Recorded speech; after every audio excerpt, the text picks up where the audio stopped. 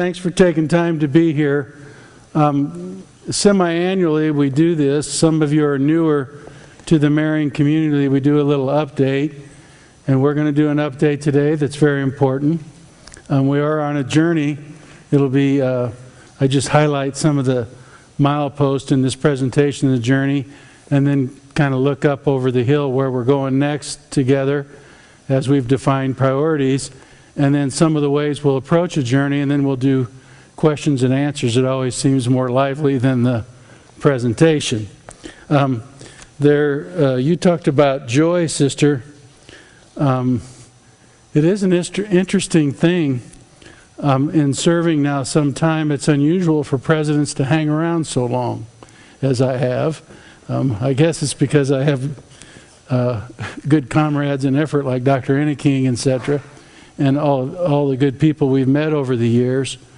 But I've never, starting my 16th years of service actually, we've never been in a better place, and I've never seen more challenges that are more daunting and frankly intriguing and exciting than we have right now. We've had so much success, we bought ourselves some very, very interesting challenges. I'll go through a few of our successes just because it's good to celebrate together.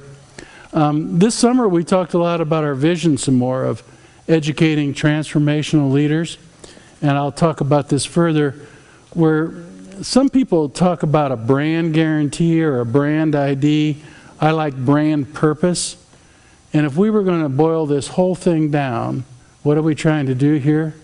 We want to educate leaders for service to the world, because a great Catholic university educates great leaders. Leaders with traits, especially now that information and knowledge is so ubiquitous and everywhere, that can really think and are intrigued with learning and figuring things out. Leaders who have the skills, whether they be technical like accounting or skills such as cultural awareness, ability to communicate. By the way, a Friday afternoon I had the most fun. I was doing my little exercise on my bike, and the Saudi Arabian students taught me how to dance. You know, and it's really just, you just kind of go 1, 2, 1, 2, and then you start moving, and then the music they have was very nice. So I got a little more culture on Friday afternoon, rounding the corner on my bike after driving the neighborhood. And they were really quite delightful. They offered me to some dessert, but I'm trying to get away from desserts. But I really had a good time. Julia, you were out there, and they're doing a great job there. Soft skill. I know a little something now. If I ever am in Saudi Arabia and there's a dance out in the street, I can participate, by golly. I should have had a picture up here. But our brand purpose here is to educate leaders. The other aspect of a leader, whether it be in healthcare, business, education, not-for-profits, is physical health, well-being, stamina, emotional, and otherwise. So how healthy is the person? How trustworthy and deep is their character? How about their skills? And they are inquisitive, analytical, thoughtful, knowledgeable person. That's our business. Because we know this, wherever there's good leadership, the human person flourishes. School, wherever you're at, there's people have to set the pace. That's really our purpose here. I was just looking at some of our successes, and you get in a situation like this, you could pick 1,000. But Beth Rothrock, some of you taught her, she goes out and teaches, and she's in Washington Township, Teacher of the Year. She's doing all these volunteers. She has students working on advanced math, doing these wonderful things. Of all the teachers they had, she had the greatest growth and academic achievement, brand new teacher in the district. Very impressive. Just an example, someone just out of here, she played soccer, one of our laboratories for leadership development here at Marion. A lot of you know Jessica. She's doing a great job, of course got a full scholarship for graduate studies. And she talked about, I have never had the privilege to work with more dedicated and passionate group of professors. They have had a profound impact on my growth, both intellectually and personally. And I know Dr. Lecker kind of got her interested in the green science, etc. She has a real leadership role now. She's at She's the Assistant Director of Sustainability, I believe, at IUPUI. James Brockmeyer came here as a San Damiano scholar, decided to go in the seminary, was ordained. He talked about the relationships and the professors that talked about him, a serious student. Now he's out doing great things in the world. He looks so young.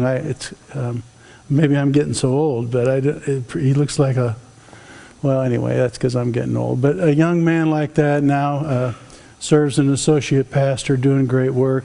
I always enjoyed him here as a student, involved in a lot of volunteer activities. Bless you. Emily, she invited me. We have 2 OR scholars right now, varied program of elite students from around the state involved. They asked me to come and speak to the OR fellows about a month ago downtown, and everybody connected with the program. I must tell you one after another how our 2 students just stand out. Now this is amongst Notre Dame and DePauw, and if you're from Indiana, you can come back. Some of them went to great universities around the country, and I was so edified, and you could see in the group they were leaders among the leaders. And then the various people that work with them, the staff, couldn't have been more complimentary. They were complimentary of your work and all the things that we do together.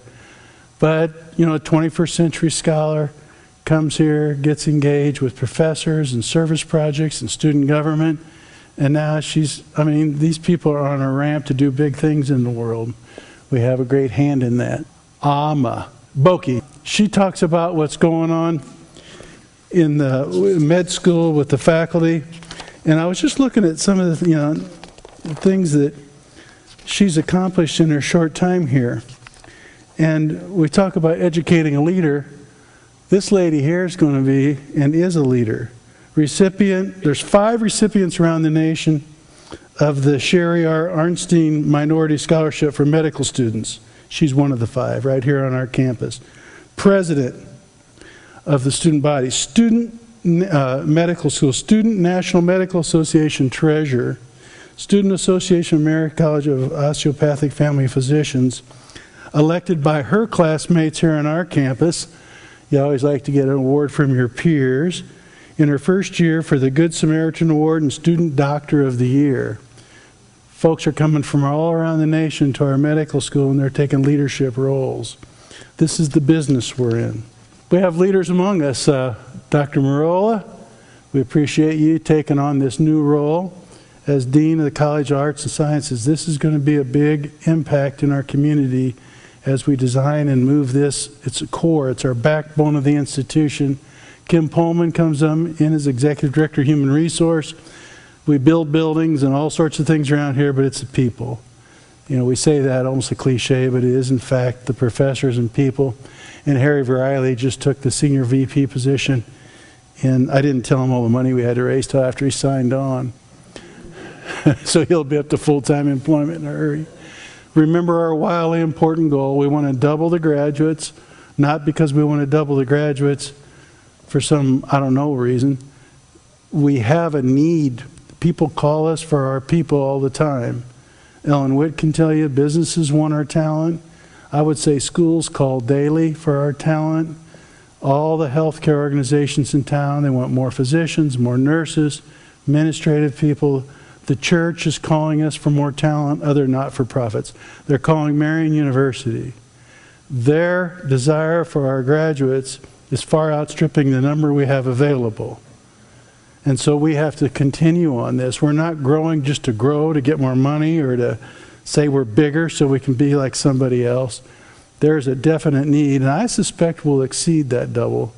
So I thought there was some consternation it was too much, but I think it's too small. Bill agrees. I can see him smiling. We never have to repeat our values because we all know them. And that's always impressed me, especially our students. So in our mission to be a Catholic university dedicated to providing students with excellent teaching and learning, really if you break down what we do every day, we're a teaching learning organization, and we should do it at a very, very high level. It's not a commodity. Teaching and learning process is not a commodity. We have to do it at a very high level, because great leaders are environments where they see great leaders do things at exceptionally high levels. A couple signs that we're a different institution in the best of sense. We have 38 different states in our undergraduate enrollment. In this freshman class, we had 24 or 25 states. I'm looking, Dr. Andy. 25? Okay, thank you. In this freshman class alone, we had 25 different states. When I started here in 2001, I mean, we had probably 82% of our students from 9 counties. I mean, it was very concentrated, central Indiana, and I see Jack Snyder as chair of the board there. This is a very big difference alone in our institution. Not to mention, if we show the hockey stick growth of enrollment total, we had a little over 1,000 students in 2001. This year we'll probably serve 4,500 students or more if you figure in all the part-times, maybe in around 4,700, depending on what happened. This is a tremendous growth. Frankly, we plotted against other universities here in the state, and there's no comparison really, especially if you take out the couple that had excessive online enrollments. This is another thing. If you take all of our graduate students, and I think it's 46 states. I think there's only 4 states we don't have students from. Am I missing one? Oh, Rhode Island? They don't have any sales tax there. We ought to get some of those guys. That's why I love to go to that state and buy something. I save 3 cents, 5 cents. It's great. But now in this campus, and I think we have 20 nations on campus this year. So that's also a good sign, and that will grow. So you can have we often say the professors here, you learn a lot from the professors, but if you look in the student body and looking left and right in those seats, they're learning a lot from one another, not only intellectually, but about different cultures and where they're from, and the farm kid with the urban kid. This is really important to a university campus, I believe. And a lot of different institutions with our graduate schools and experiences they come from. And I don't know if you've encountered some of those conversations. Students will tell you, well, at Ohio State we did this. And this guy tells you, Southern Cal we did this. Or we have a lot of Notre Dame students in the medical school. Of course, everything they do is the best. But anyway, that's Marion North, we often refer to it. I think I have some other. Oh, look at that. I bring this up because people are making remarkable investments in our institution.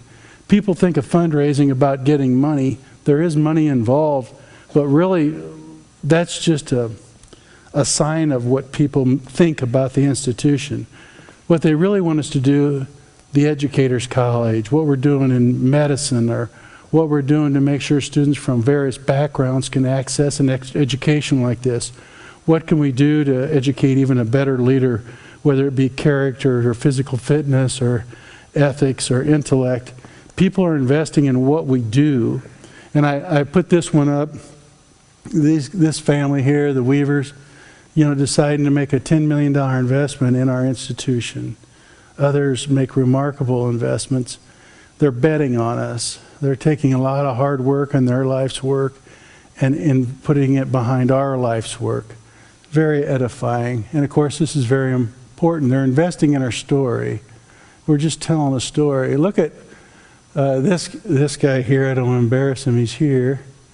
That might be the best athletic director in the country. He's here. He's down here smiling.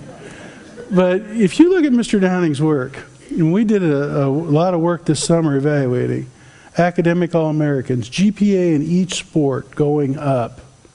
And we had some groups of students that were kind of getting lost in that. We focused on study tables and people supporting them, retention going up. One thing after another. Service projects by athletic teams up.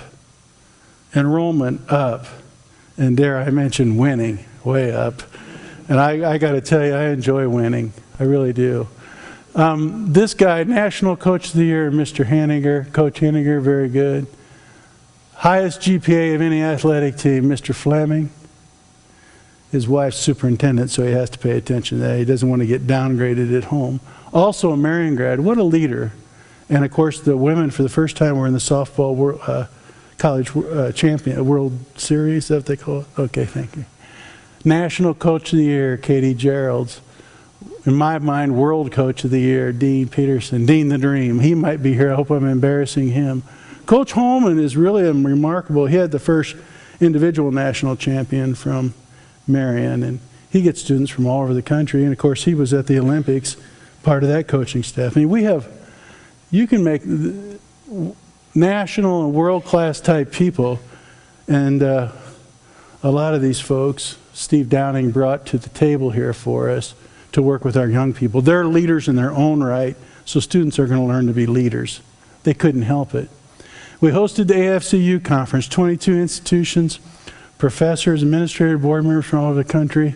Everybody did a remarkable job. We had a cookout for the maintenance and ground staff Friday, just thanking them. We had so many compliments, and Greg and his crew and all. It was remarkable. We put on quite a display.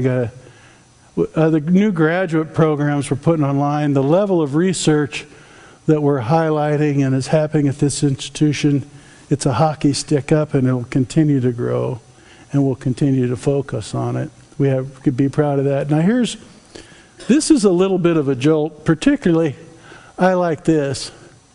We have done nothing. You blame St. Francis. Let us begin today, for until now we have done nothing in light of all that can be accomplished. We've done a lot, but it would be terrible, whether it's Mother Teresa Hackelmeyer's memory and all she did in really her short life is really remarkable. All that people have done over the years to get us where we're at, to rest it all. Let's get our backpacks back on our shoulders, and let's get moving some greater heights. So we have 5 power goals: mission and identity. We're going to work on a document, and a number of people will be included, and we'll share it. What does it mean in this century to be a Catholic and Franciscan institution? How does that affect our ability, inform our ability, illumine our operation in terms of educating transformational leaders for service to the world? We think it's a mighty asset. And when a lot of institutions have really either walked away from or put in the closet some of their founding values and purpose, we want to re-highlight it even more than we have in the past and understand what it means for everybody. And it's going to be an interesting discussion.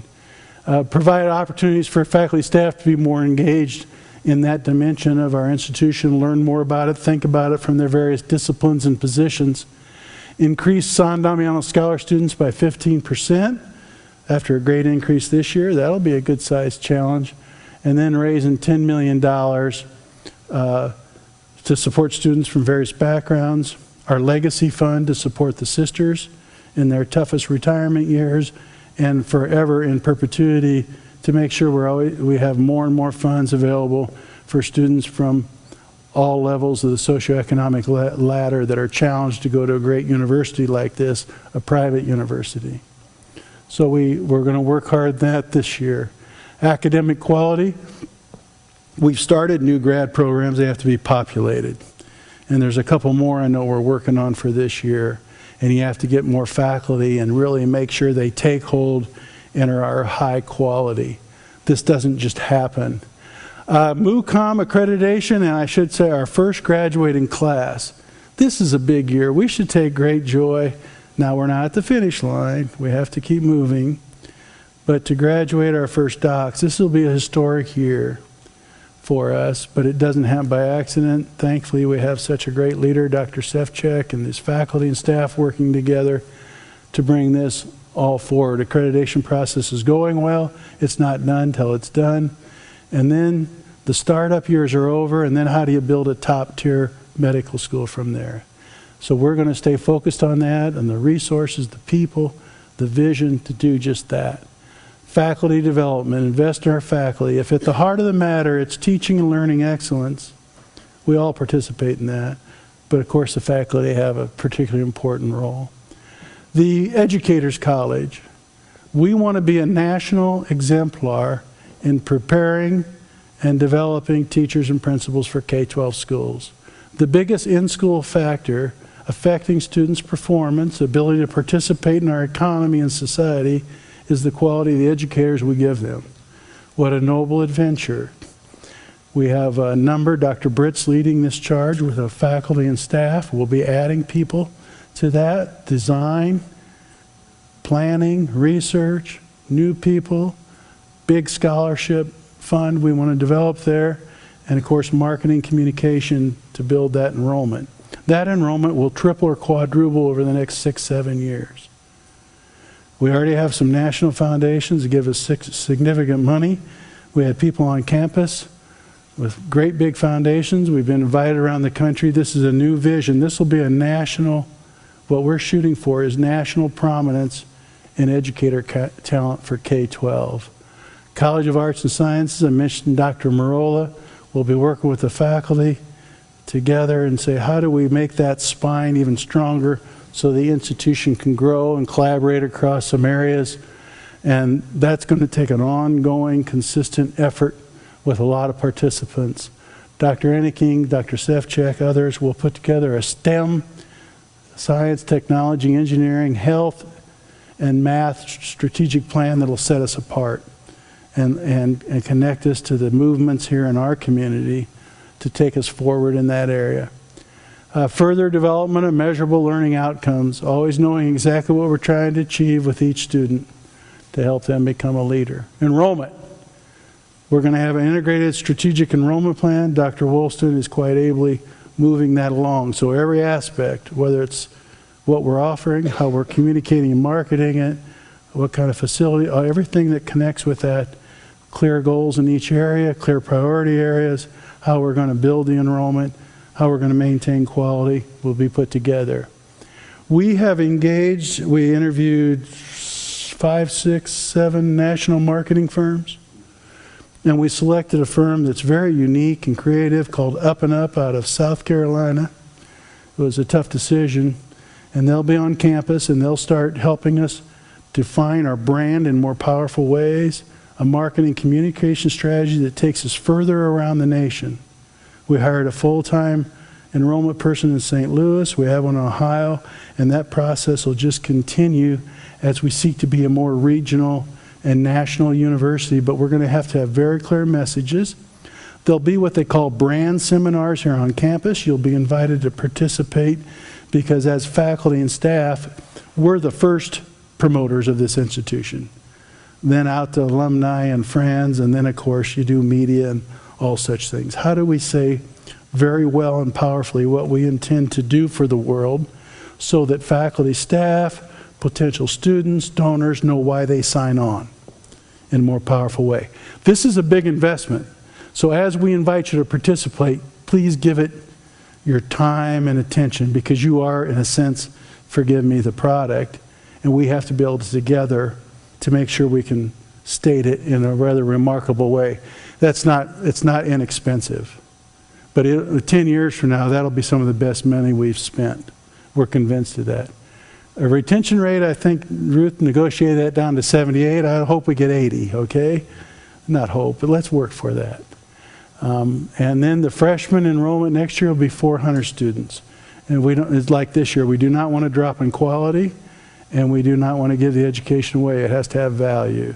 And that'll be a healthy goal, plus all the goals we'll have for our graduate programs to increase. So we want to work on that. Leadership, we had the Willow Creek Leadership Summit. It's a national movement. It was here on campus electronically, went well. We'd like to expand it. We want to give further definition to what it'll be to be a transformational leadership organization. We'd like to look at a senior VP position, how that'd be described, what would be their role, work with faculty, staff, alumni, etc. And then look at further academic curriculum, keep beefing up the Principals Academy, and look to other areas. Resources. All this is well and fine and good, but you can't become the kind of university we want to become for our students in this world without more resources. The universities we're compared to now is very different. We've been moved into a new category. And when you see the kind of things they're doing, but the resources it takes, you see in a hurry, we have to expand our resources. So we will do that. We're going to focus on people. I talked about Kim Pullman, our executive director. What's the strategy for hiring, developing, retaining, and making this a great place for our people to be exceptional in service to our students in the world. Financial resources. We're in the worst kept secret in the world. We're in a quiet phase of a big capital effort. We started a couple years ago on that. I think we're over 50 million. We'd like to be at 100 million by next year. That's a mighty challenge. Sometime next year when we make our public announcement.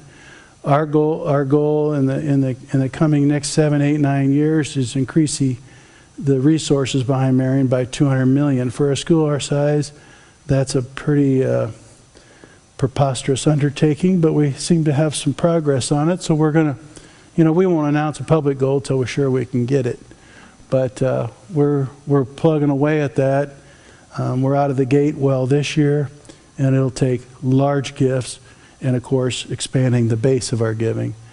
Expanding the base of the giving, alumni, parent, community, faculty, staff should be up there. Engagement in this process.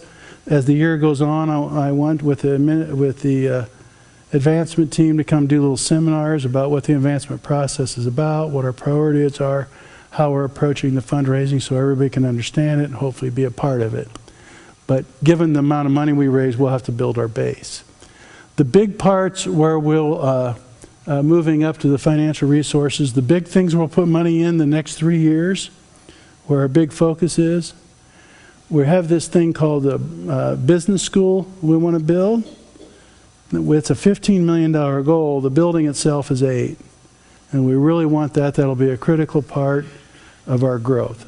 We haven't had one. We're going to build one. When you have student growth that large, you need new dining halls, places to work out, a convocation, an arena, and hopefully, and then eventually an indoor field house. I think that fundraising towards that project, our goal is $50 million, which includes the scholarships. All the buildings alone are $34 million. We're probably approaching the 18 million mark, somewhere in there. Hopefully by the first year, we'll be well into the first phase and have the funding in place. We're going to do a groundbreaking October 29th. I'm going to drive a bulldozer up. It's a secret. I'm learning how to drive a bulldozer now. The race car was fun. The bulldozer has a little more, protection. So I'm really excited about that. And then we're going to acquire a lot of land. The land north of us, we're probably about 34 to 5 acres north now. The documents are being put together. Our board's approved, IPS board's approved, and quietly this summer we bought the land at the very tip of 38th. Architects, landscape architects, now Deb's working with the city, what that signage will look like. So I talked about Marionville. When you turn down 38th to Cold Spring, that'll become our property. That makes our Ecolab about 100 acres. It's pretty rough. We need to do a lot of work down there, but it's a great science lab. The labs, the innovation school up the street will be a pipeline for STEM, diverse students, working with IPS. It'll be a beautiful partnership. We do have buildings up there that are empty, and I know we need to do some moves. Dr. Enneking and Evan and Greg, everybody's working together to figure out how to get people in better places and how to populate that new space, and we hope to do that by January. So that's moving forward. We also put together a letter of intent on the church on 30th, right next to Walgreens. They've accepted it. Now we have to negotiate that out and figure out how to finance it. We also have some homes. If you're going to grow like this, you're going to have more housing and all the space needs and functions that go with it. So we can't just do it by shoehorning more people in the basement. And we're going to have to come through on that. I did want to mention, and you'll have some, I'll show you some of the pictures. This 2 big buildings, that's about $50 million, $40-some million worth of buildings, will totally disrupt our life for a couple of years. It's not going to be pretty because you're building a dining hall and then you're moving people. We're still running the athletic program but tearing out walls. It's a big mess. We're going to blame it all on Greg Ginder. Okay, but we'll do the best. We're going to figure it out, but everybody will be inconvenienced, and Steve Downing's, of course, going to have to manage through all that. But we'll have meetings by department, try to communicate what we'll do with parking, et cetera, et cetera. Eventually, you're going to have to see I'm envisioning a night rider, night mover type of thing that just moves students and faculty staff around. And we're just going to have one of those because of the way the land is around here. You can't always walk through the rivers. This is probably hard to see. This is, of course, our campus master plan. We hope for new housing there. This is the new dining hall coming off of Clare Hall. This will be the patio looking onto campus. I want to get a big bronze, mean-looking knight on a horse right there. But I got to get a funder. I think it'd be a lot of fun. And that's going to be a nice patio. And then that goes back into new fitness areas. And then we'll have a big arena added on there. It'll hold about 3,500 people. Convocation center, which will be very nice. And then this will be the field house. Don't worry, we're not getting rid of baseball. We're working on, Deb Lawrence and Steve Downey are working on a new ball field and some of our neighbors' property that we could use for the community. So that'll go along. Here's the new business school. Here's the Cold Spring School property and the buildings that go with it. The school will stay a school as long as there's students and IPS wants to serve students there. That'll be our lab school, outreach, work with students from various backgrounds and get them in STEM programs. So, and then somehow we have to connect these two. Now we do have a plan, and it's expensive, to get the fiber and all the electronics all hooked up to the school and the mansion. We need another mansion, don't we? We just didn't have enough mansions, so now we have another mansion. Isn't that exciting? So this is that South Hall. We'll work on what to do with that a little longer term, but we can use the mansion right away. It's in good shape. And so we can help some people out of the basement and do some various things there. So we're excited about that in this Ecolab area and eventually building walkways and safe bridges and all. You'll notice Cold Springs Road. Our plan is to slow traffic way down. And Carmel has roundabouts, so I want one. And so, Brainerd, you got nothing on us. But anyway, we're going to work on a nice little thing. I think that we could put a big knight there too, possibly, that you drive. Except for if someone ran into it, it would really hurt, wouldn't it? They have a sword.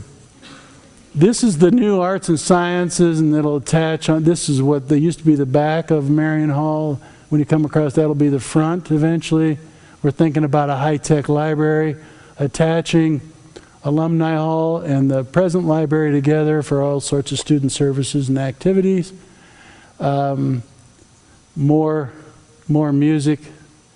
And this is adding on to the Evans Center, and this is parking. And then we'll have space up that way and space up that way and a lot of houses back in there. You don't do this overnight. You know, it's a 10-year, 12-year project. But if past performance is an indication that future will, this is what our place will look like and where we can serve more students. Should be quite exciting. The board approved the plan. Of course, you have to, it's easy to approve a plan like this. It's hard to fund it. This housing, we could probably do more back in here. But by the way, we're looking for a new dynamic front at Oldenburg Hall someday too. And we think we'll get that done. I think I have another.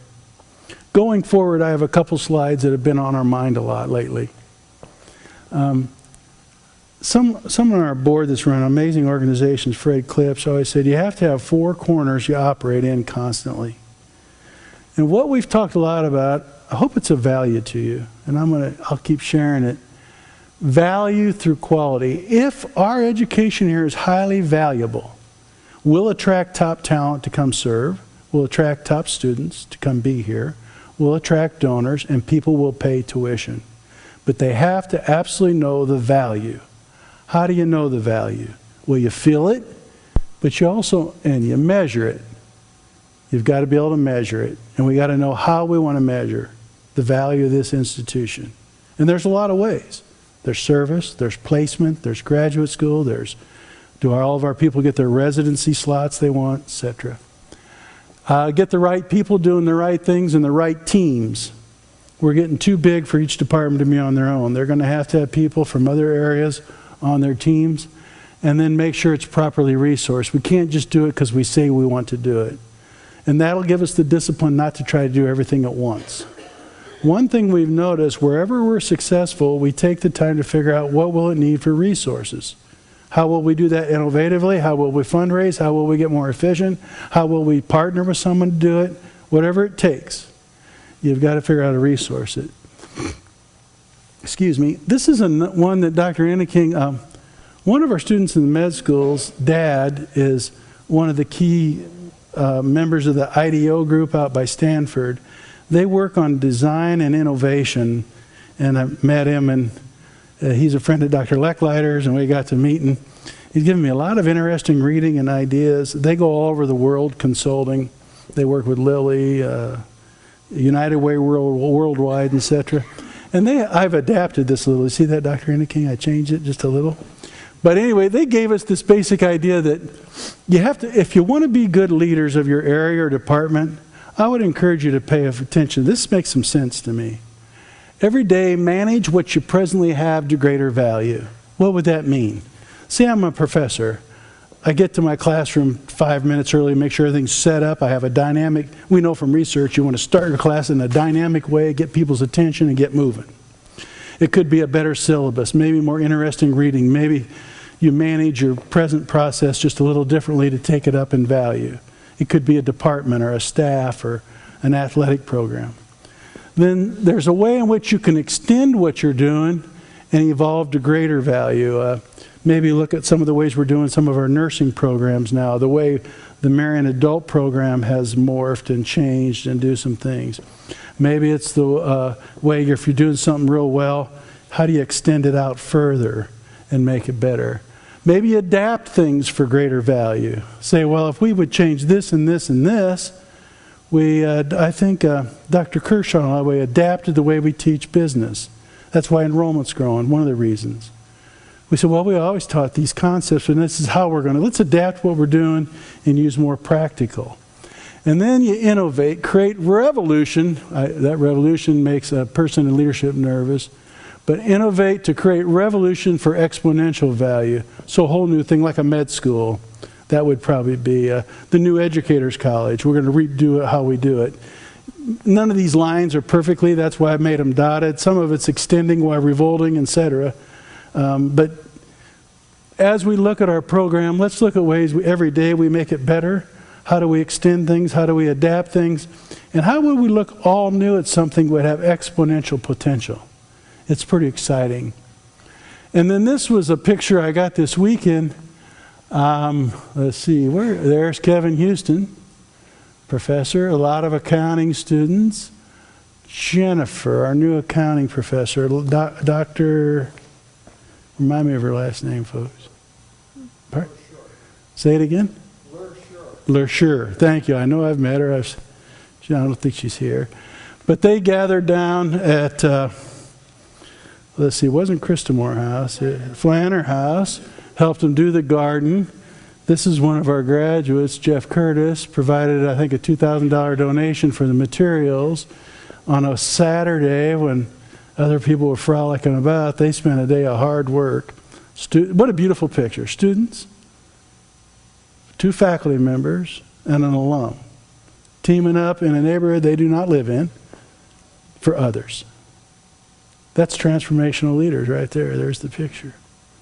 Isn't that nice? That's the business we're in right there. They're all smart people. They had a lot of things they could do that day, and they worked hard. I think it was pretty hot. Well,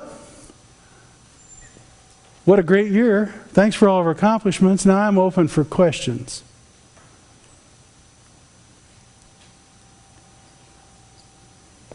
Comments? Hi. You mentioned this in your presentation briefly, but can you expand on the disruption parking on campus? Yeah, I can. So I don't know exactly. One of the things, second semester, we tend to have a few less cars. So that'll help a little bit. But all this parking behind Clare Hall is going to be disrupted. And that's going to be a problem. Greg's working on some more parking. We do have an agreement with the Iron Skillet during the day. We can do some things, of course, at the Cycleplex, but if we park there, we're going to have to provide transportation. So all the options are being considered, and we're going to come up to a number.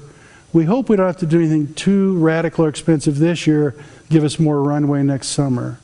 But the slots are being counted. Iron skillet for sure.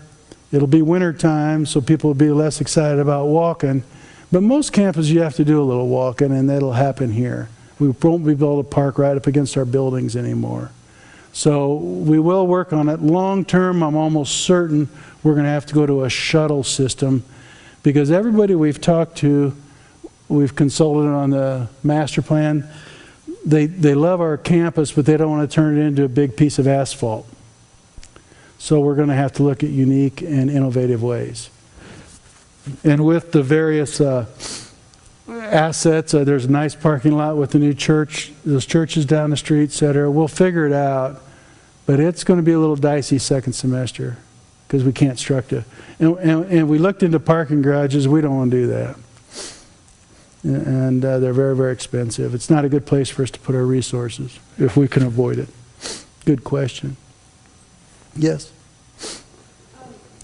With the increase in enrollment, are we planning on increasing class sizes, or are we going to try to keep the student-faculty ratio the same? Yes, on both accounts. There's some of the upper classes that are really too low pop. We did a project real cost. We studied every class we offer at Marion and looked at the trends. What's the interest? What's the enrollment? We have a lot of classes that are under-enrolled. We'd like to get those better populated. It makes for a sound financial proposition. And I think it's actually a better class. If you only have 3 or 4 students, that's not healthy. I think you want to be 9 to 16 or something. Some will be a little bigger. But we will do where interest is high and people have a unique, innovative program and are growing enrollment, we will just hire people. And we're going to hire excellent people. We're committed to it. The value proposition is based on the quality of the professors and staff. So as things fill up, people get together and say, we have an innovative program. We can adopt it and adapt it, and we can extend it, and we can create new ideas, and this is going to bring people and put a good business plan together. I don't see any way to do it in the cheap. We'll be very efficient and effective, but we will do what it takes to have high quality. We'll work very hard at it. You'll never have enough money, obviously, but we're going to work very hard at that. Those are good questions. Any other comments? Or yes, sister. For quality program, we need quality faculty. Mm-hmm. What are we doing in terms of increasing faculty salary? Increasing faculty salary, well, we've made progress on it, actually. If you study what we've done, it's been a nice ramp up. We won't rest. It'll be particularly challenging, sister, because now, you know, we used to try to be, we've always compared ourselves to a cohort group. Like when I first got here, we were second from the bottom of undergraduate church-affiliated schools. And then we moved up. And now we'll be regional doctoral institution, regional universities, and their pay scale is a little higher. So we'll have some work to do there, but as you grow endowment for scholarships, right now we give away a lot of education. If the student can't afford to pay it, then we not pay for it. If you get endowed chairs and endowed professorships and all the things that these universities do, we'll be able to get that up. I mean, it's obvious to the board and everybody around here, you want the best people, and there's a marketplace out there, and there's a justice pay, and we've got to get there. And we're making good progress, but we'll have to make even more now. And having the med school full and some of these other enrollment growth, we'll have a nice pay increase this year. The pool available will be beyond inflation, and bless you, and we'll move on that. That'll have to be a priority. In our research slide, we talked about people.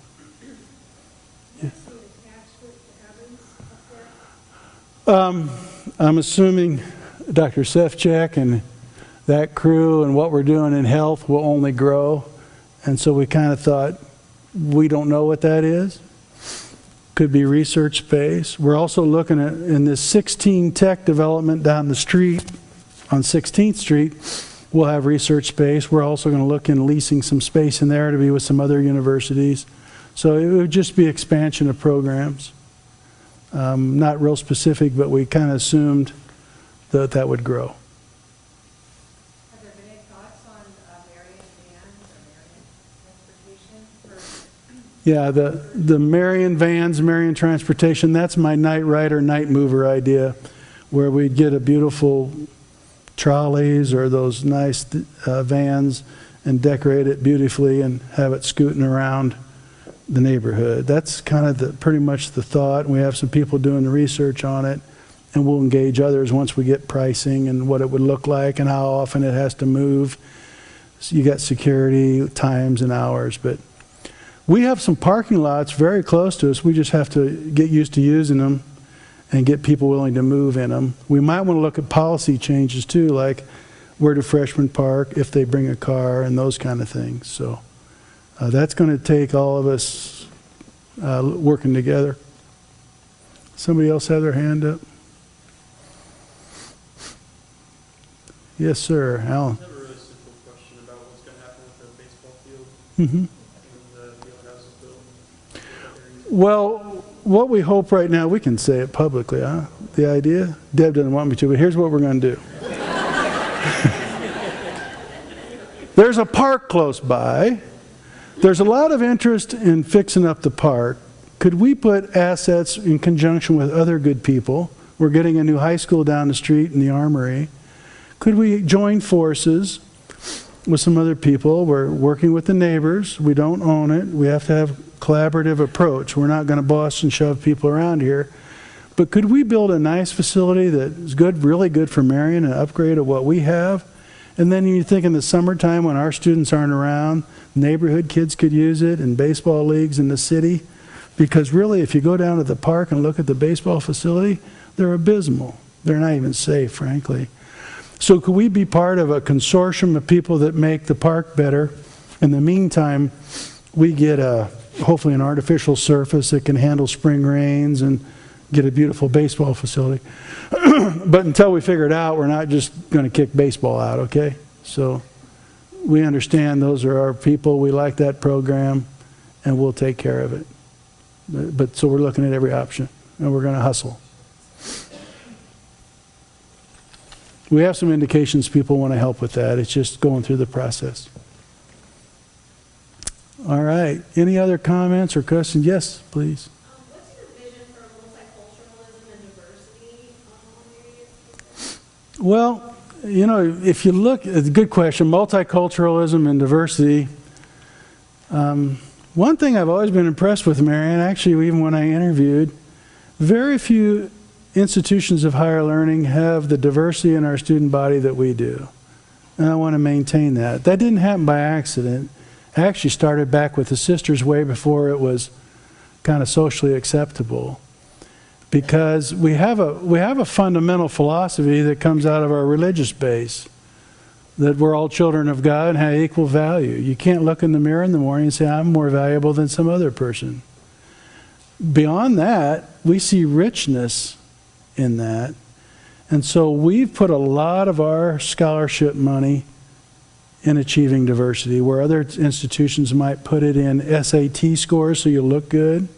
We've put it in folks from all parts of the socioeconomic ladder. One of the things our fundraising priorities, strategic plan calls for, is to triple down on that and keep raising the money for it. The Educators College, one of the biggest problems in society, there's a very severe lack of diversity in the teacher corps available in our country. We want to do something. Dr. Farabee has partnered up with us in administration, and we have some pretty good bright spots there where some of our students from minority cultures and parts of society have gone through our academy and now taken over schools. We're real excited about the new Polytechnic High School at Purdue will be led by an undergraduate degree from Marion and principal advice from Marion, African-American woman.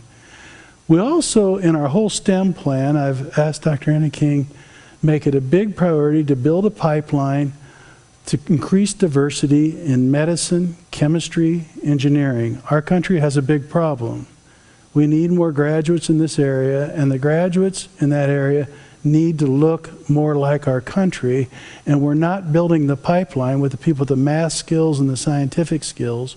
with our Ecolab, running a lab school dedicated to STEM right up the hill that we actually run with IPS, a partnership in the neighborhood we're in, and 16 Tech just down the street. This could be really an unbelievable laboratory for showing how we give people access to where the jobs are going to grow and the pay scales are high and there's a big need.